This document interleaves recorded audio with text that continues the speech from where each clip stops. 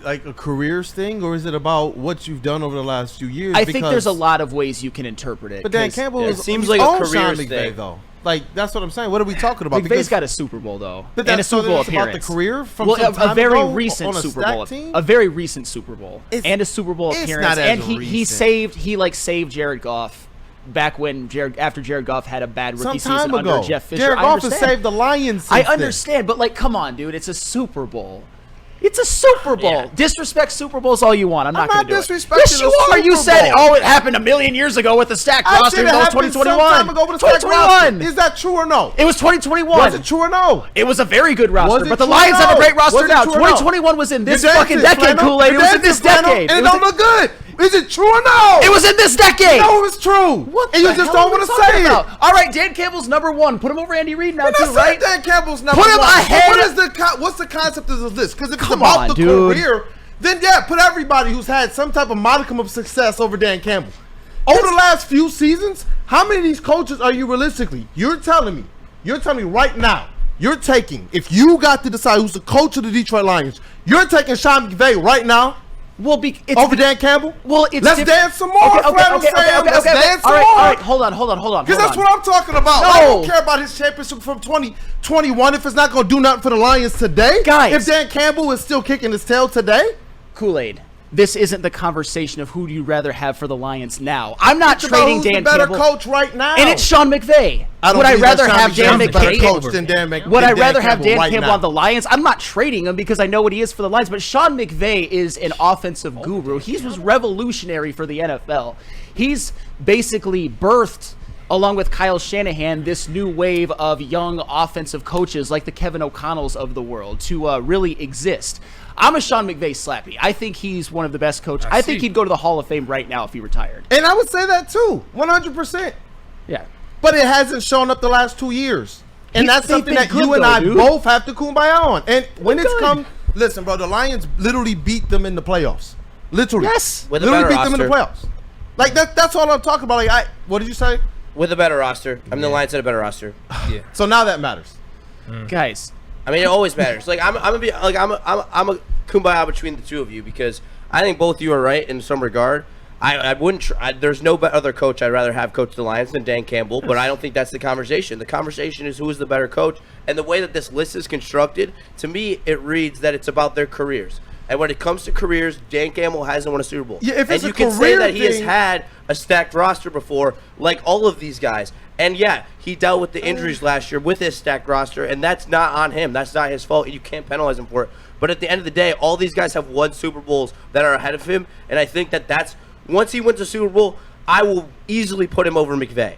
Yeah, seriously. If it's a career thing, then there's no argument at all. At all. But the last 2 times that I know was Dan Campbell versus Sean McVay, I knew confidently who was going to get the better in that matchup. That's what I'm talking about. So if you're telling me who's the man for the job right now to actually have their team in contention, I'm putting Dan Campbell above a lot of these guys on this list. If you're telling me take it for the careers, then sure, let's all grow a little bit of gray hair and talk about what these guys have done. Okay, but you act like we can do that. We can talk about the whole like Super Bowls forever ago. So where's with Guru Sean McVay going to have the Rams this year? Are they going to be better than the Lions? I don't know. They're probably going to win the division. And for as stacked as the Lions have been, it's been Dan Campbell who got that. I understand. His offense, their own drafted players. Yes or no? Lion slappies. Come yes on, or no? Dude. Does this matter? Like, okay, so then where do we parse the conversation with the Lions? It's not about being a slappy if they're actually doing great things. They are. So let's parse it. Okay. All right. It's his own homegrown players, his offense, his selections of the coaches.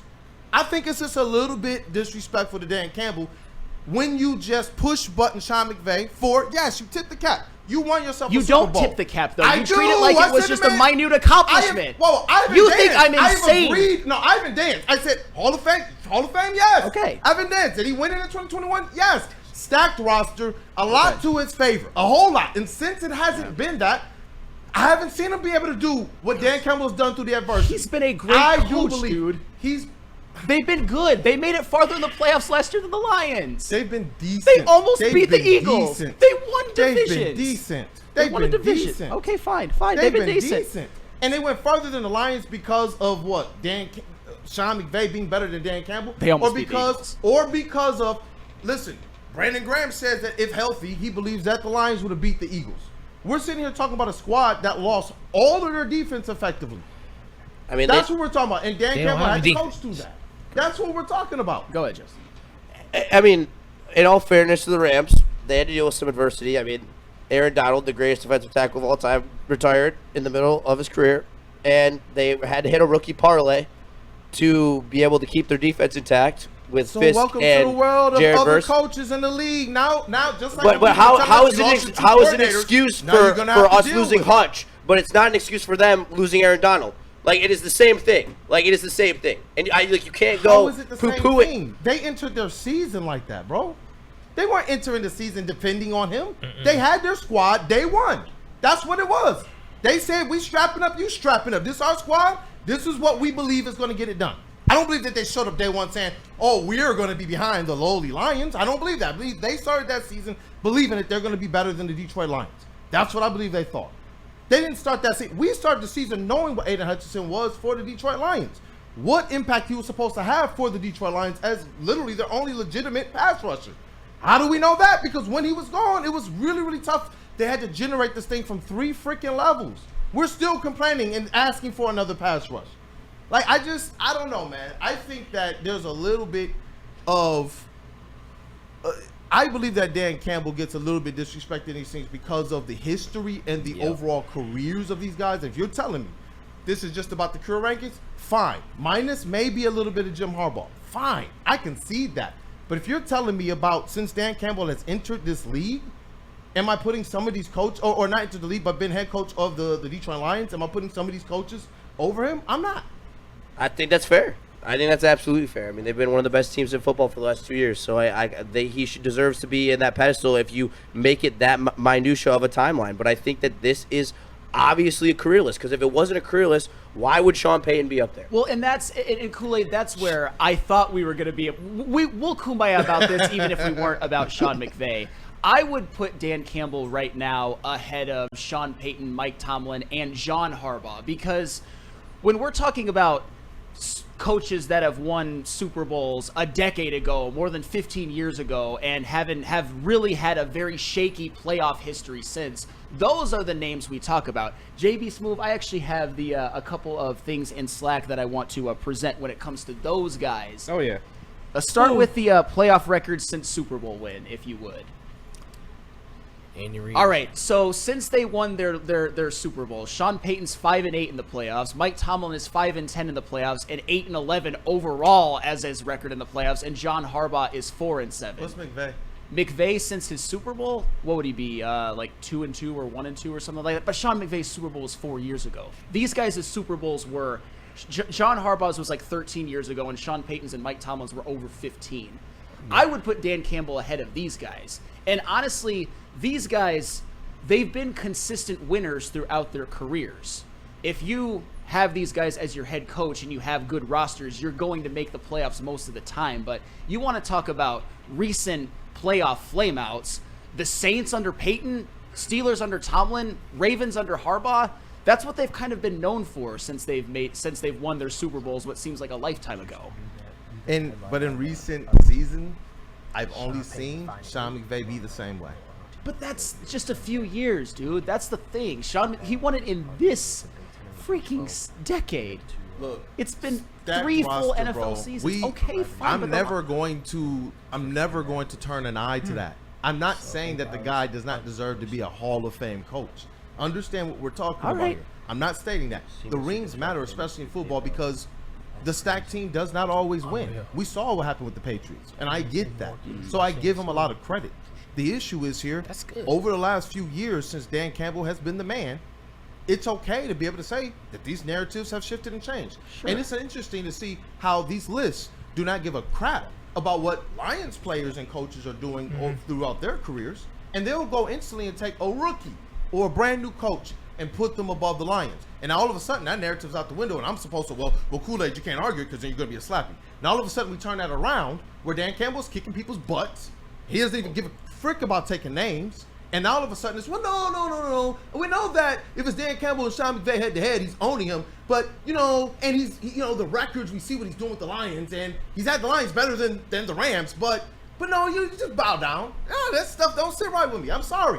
It just doesn't. Well, but that's why I wanted to parse it. If yeah. it's career, fine. I agree with the list. Maybe move him up a spot or move someone else down. But if you're talking about since Dan Campbell's been a head coach, I don't agree with the list. Well, I think that Super Bowl appearances and wins recently overtake head-to-head. But let me just say this, and this is where I think we can all kumbaya. Does it make you happy that Kevin O'Connell's not on this list, Matt LaFleur's not on this list, Dan Quinn's not on this list, Sean McDermott's not on this list? They all blow, so yeah, it does. They don't blow.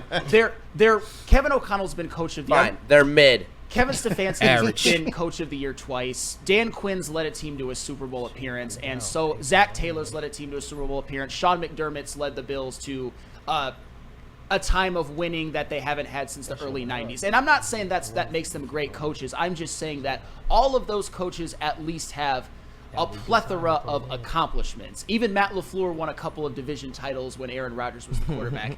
And Dan Campbell is ahead of all of them. The only people who he's really behind are guys who are either have recent, like Nick Sirianni, for example.